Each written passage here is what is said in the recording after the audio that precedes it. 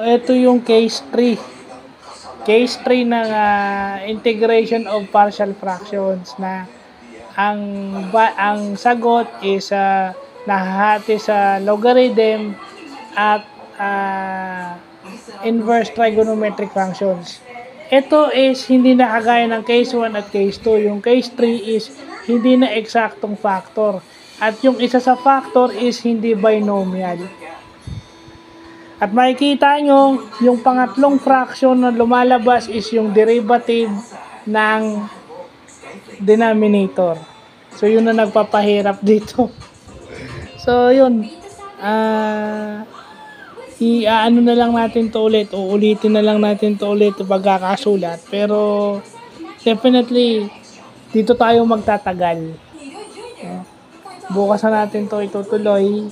Kasi susulat pa natin to ulit. But definitely, ito na yun. No, isipin nyo, may ganun pala, no? May ganun pala sa calculus. Sa integral.